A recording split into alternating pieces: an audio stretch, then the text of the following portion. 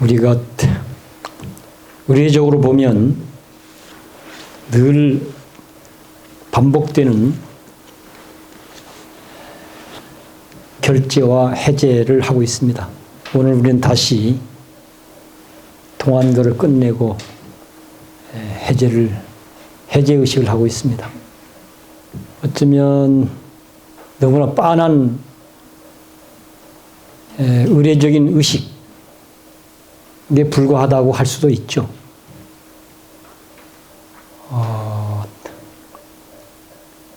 그런데 좀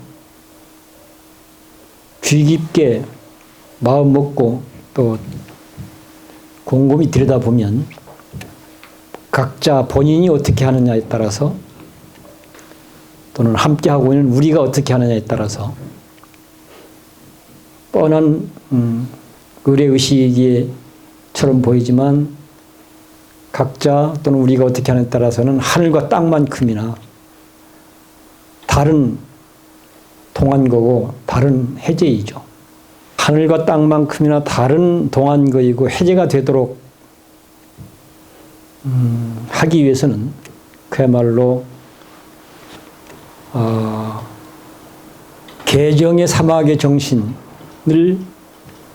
기본으로 한 이런 상업활동의 내용 또는 상업활동의 생활화가 관건인 셈이죠. 과연 열애의 진실한 뜻에 부합하도록 우리는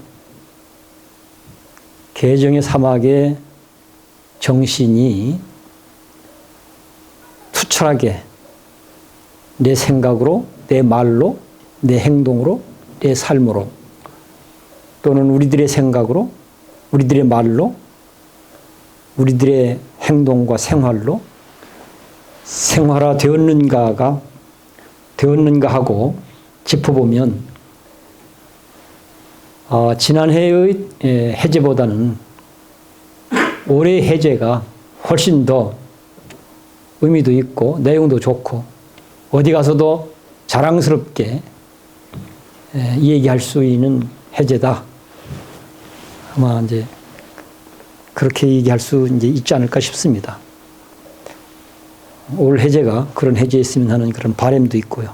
곁들여서 어쨌든 여러 가지로 불편하고 부족하고 어쩌면 어떻게 보면 좀 혼란스럽기도 하고 어수선하기도 하고 등등 그런 문제들이 이제 있죠. 그럼에도 불구하고 이 산중에 오셔서 백장선언은 백장선언대로 실상사는 실상사대로 어쨌든 큰 탈 없이 한 주를 잘 지내주신 사부대중 모든 분께 감사를 드리고요. 또 어쨌든 큰 탈 없이 잘 살 수 있도록 뒷받침했던 실무적인 어떤 소임자들에게도 감사를 드립니다. 사실은 이제 법문을 해야 된다라고 하는 게 이제 이것도 하나의 이제 의례의식처럼 법문을 해야 된다고 하는 것이 이제 정형화되어 있는데 실제는 제 개인적 입장에서는 이 법문하는 게 참 어렵더라고요.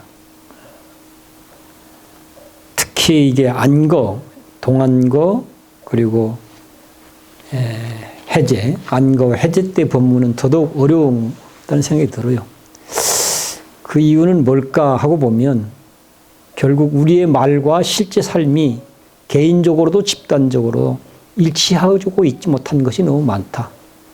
개인적으로든 집단적으로든 실제 우리가 살아내고 있는 살림살이 내용 자체가 말로 하는 것하고 말로 되어 있는 것하고 실제 내용하고는 불일치하는 것들이 너무 많다 보니까 법문하는 것 자체가 늘 사실은 당당하거나 또는 자랑스럽거나 또는 매력적이거나 이제 그렇지 않는 지점들이 아마 법문하는 걸 어렵게 생각하게 만드는 요인이 아닌가 이런 생각을 합니다. 그럼에도 불구하고 또 해야 되니까 할 수 있는 한은 뭐 최선을 다하자 하고 이제 얘기를 하는 건데요. 오늘은 제가 뭐 경험했던 것 한 가지를 소재로 해서 잠깐 말씀을 드려볼까 합니다. 산청에 가면 심적서라고, 제 기억은 그렇습니다. 심적서라고 하는 선원이죠? 예, 선원이 있습니다. 거기 가면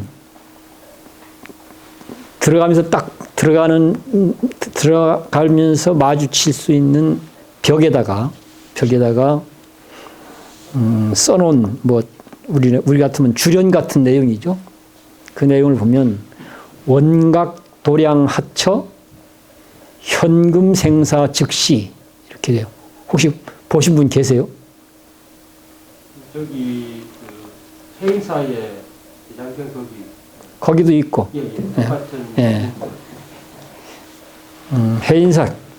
해인사에는 이제 또 다른 내용도 이제 들여다보면 또 있는데 그런 내용도 있지만 그거는 무슨 얘기냐면 49년설 하징법 6천권경 독차방 이런 얘기입니다. 그건 장경각. 예.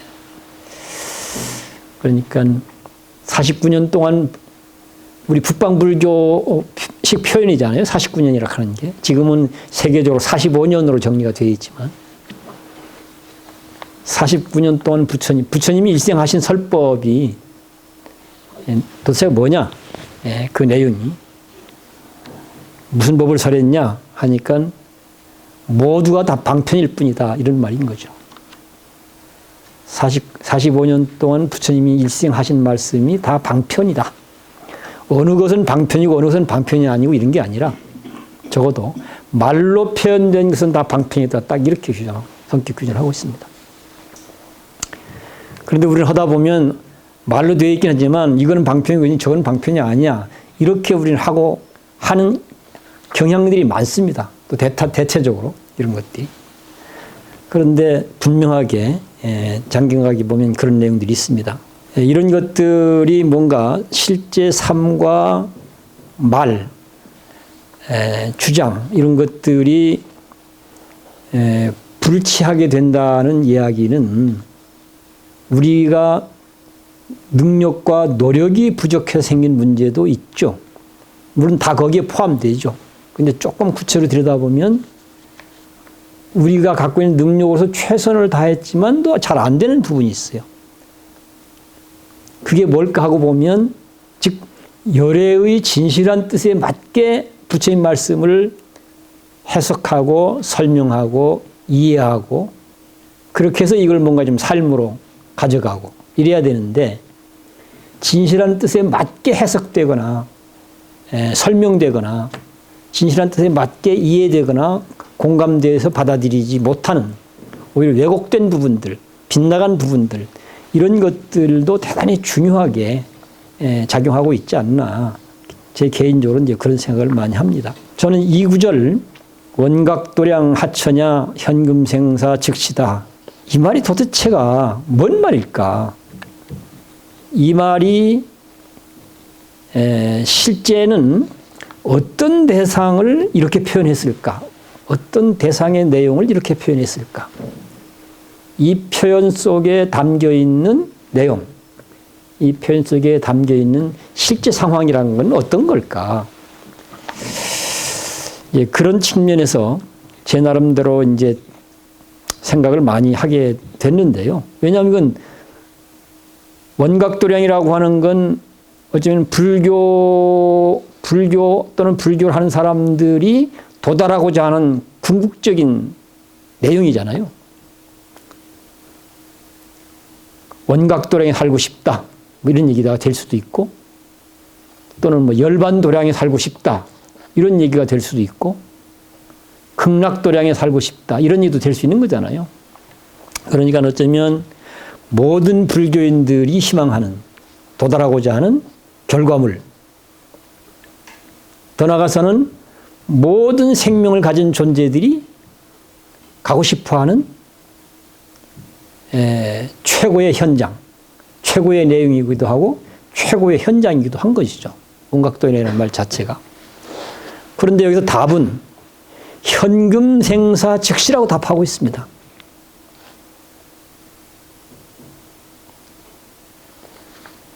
불교인, 더 나아가서는 모든 생명을 가진 존재들이 가서 도달하고 싶은 궁극적인 현장, 최고의 현장, 최고의 뭐 자산이면 자산일 수도 있고, 최고의 삶이면 삶일 수도 있고, 최고의 내용이면 내용이라고 할 수도 있는 거죠. 그걸 원각도량, 그런 도량이 어디냐라고 이제 이렇게 묻고 있습니다. 그런 도량이 어디냐. 우리가 도달하고 싶은 최고의 도량을 원각도량이라고 하는데, 그곳이 어디냐? 원각도량으로 말할 수 있는 내용은 무엇이며 그 현장은 어디냐라고 묻고 있습니다. 근데 거기에 대한 답이 현금 생사 즉시. 이 말은 현재 지금 태어나고 죽음, 생과 사가 끊임없이 반복되고 있는 이 내용이고 이 현장이다. 이렇게 얘기하고 있습니다.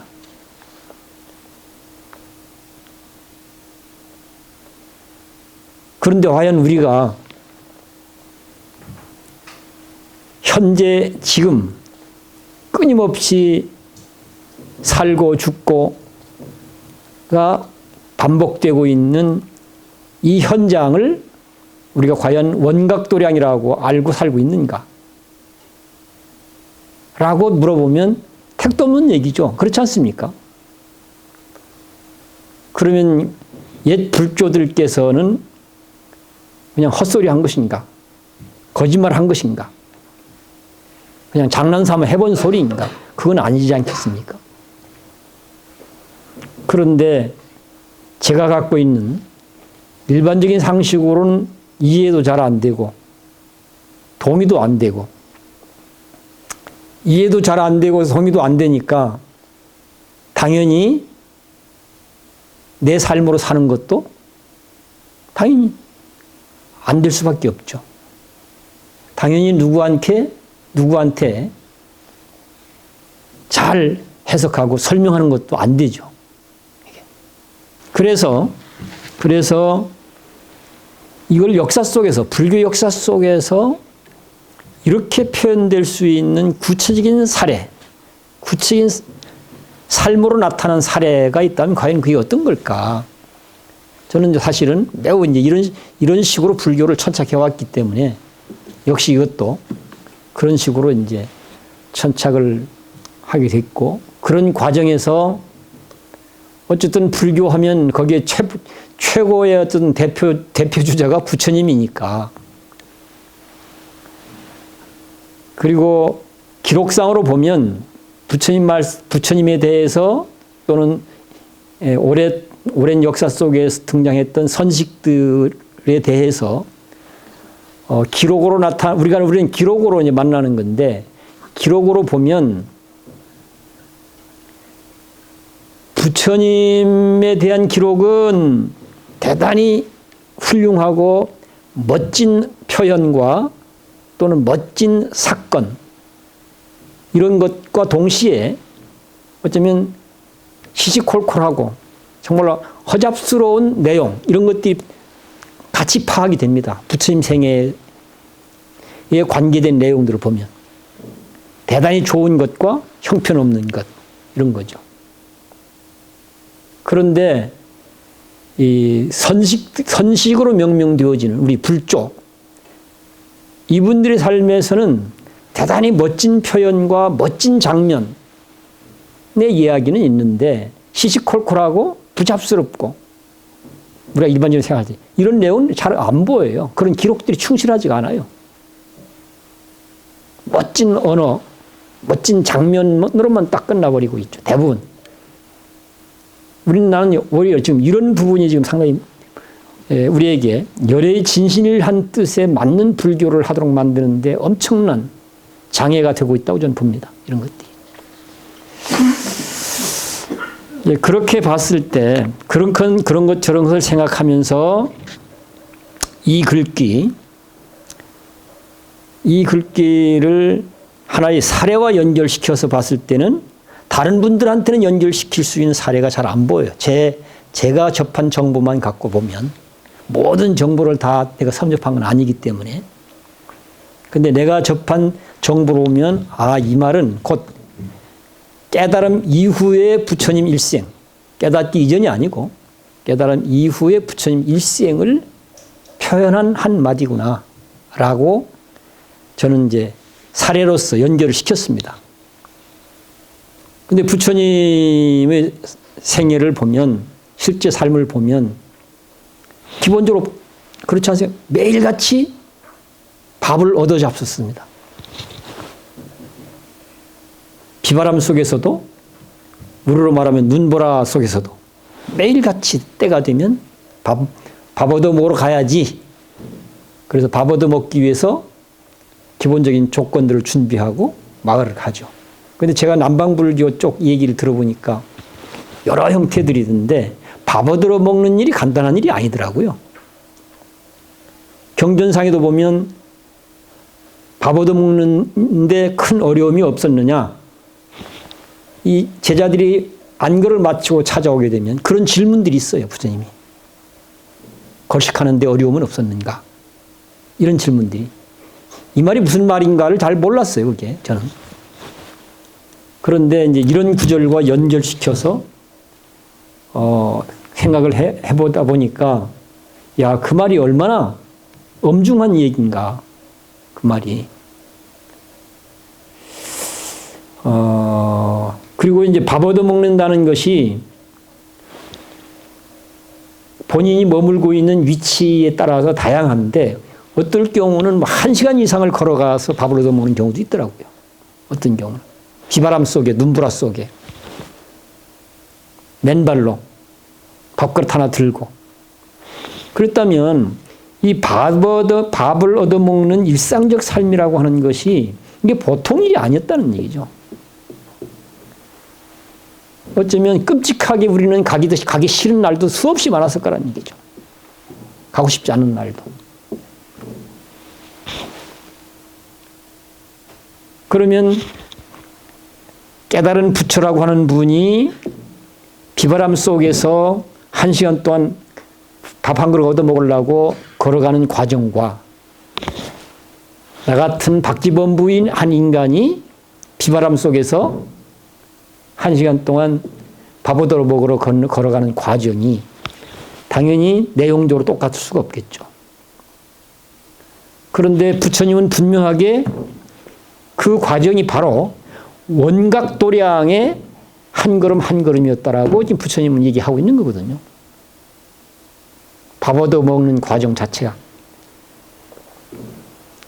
원각이라는 말 속에 표현되어 수 있는 건 뭐겠습니까?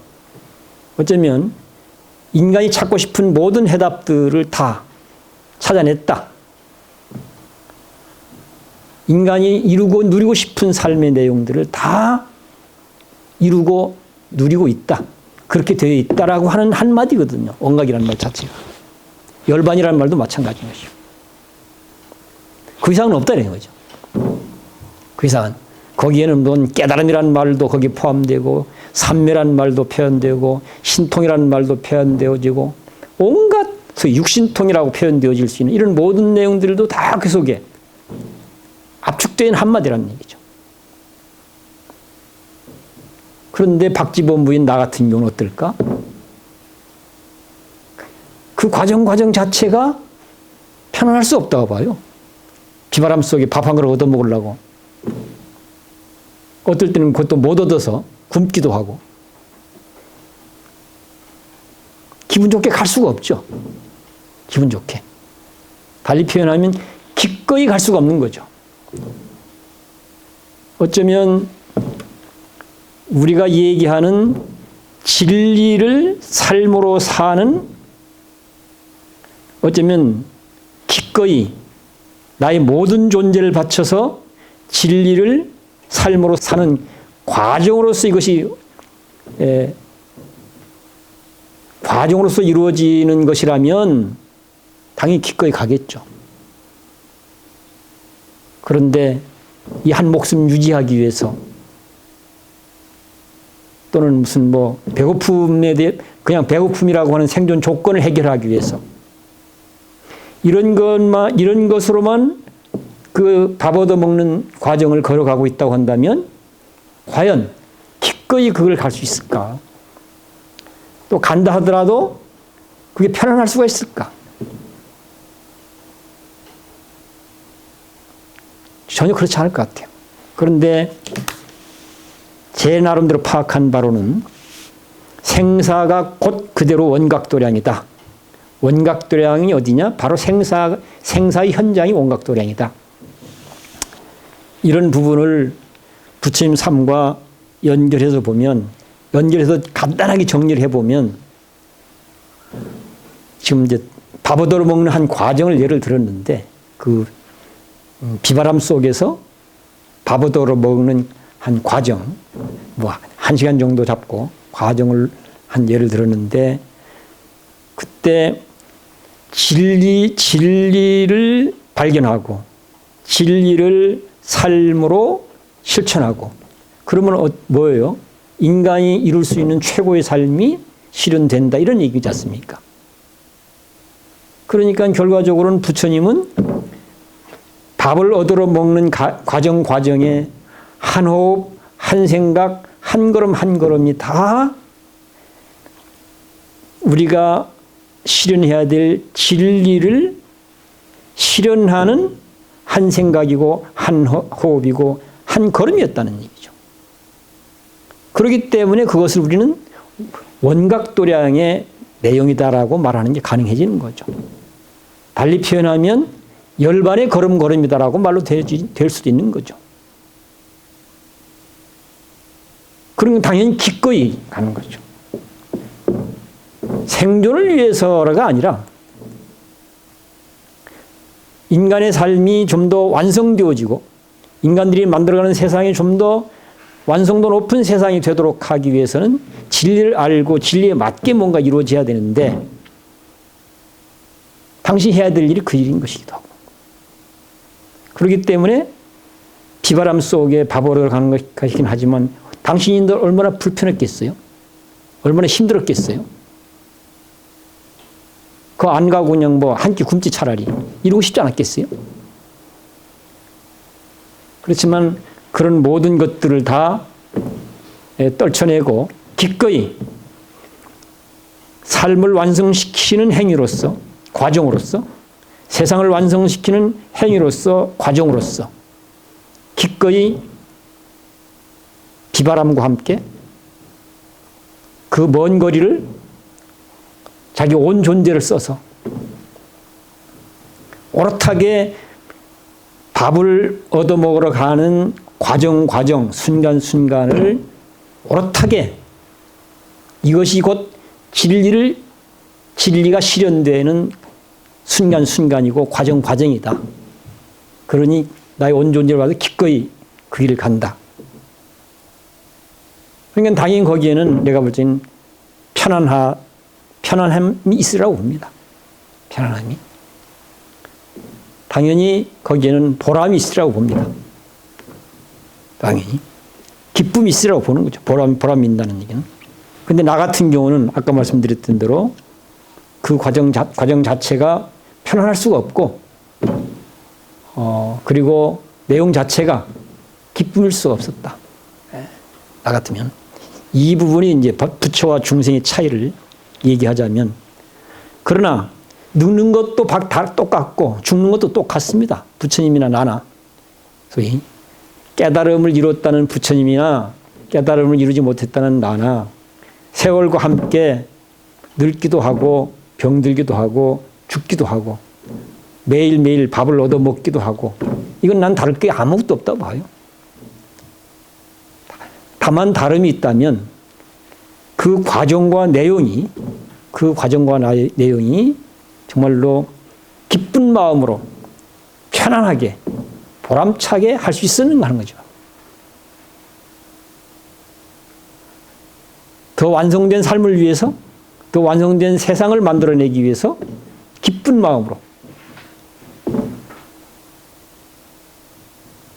그러니까 부처님은 바로 그런 과정을 일생을 깨달음 이후의 일생을 그렇게 삶을 이루었기 때문에 그분에게 원각도량은 어디인가 생사가 벌어지고 있는 현장이었다는 말이 털끝만큼도 과장되거나 왜곡되지 않고 제대로 잘 표현한 한마디였다라고 해석할 수 있지 않을까.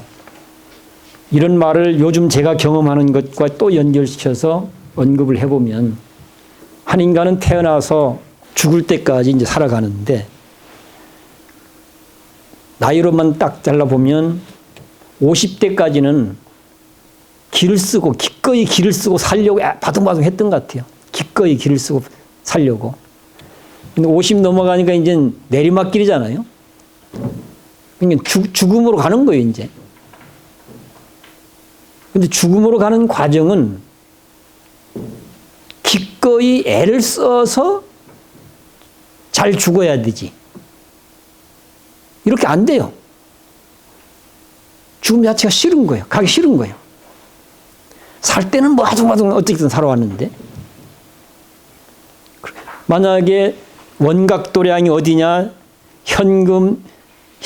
생사 현금 즉시라고 한다면, 생사가 즉시라고 한다면, 생사 그 자체가 곧 원각도량이라고 한다면 삶을 기꺼이 애써 살아왔듯이 죽음도 사실은 기꺼이 애써 죽어가야 될 거잖아요. 죽음 자체를 거부할 수는 없습니다. 그렇지 않습니까? 이거. 기꺼이 죽을 수 있어요. 기꺼이. 애써서 기꺼이 죽음으로 갈 수 있어야 되는데 그게 안 돼요. 해보니까. 그런데 그것이 가능해지면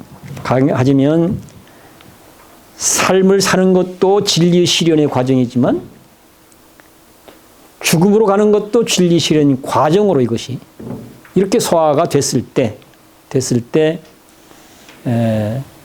비로소 원각도량의 살림살이라고 할 수 있지 않을까 이런 생각을 해봤습니다.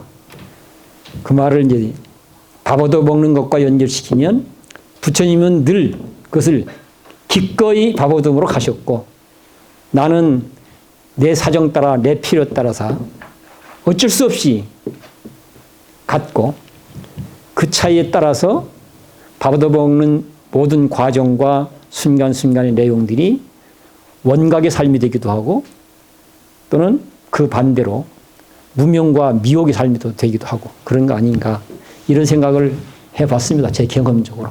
오늘은 이 정도 마치겠습니다. 고맙습니다.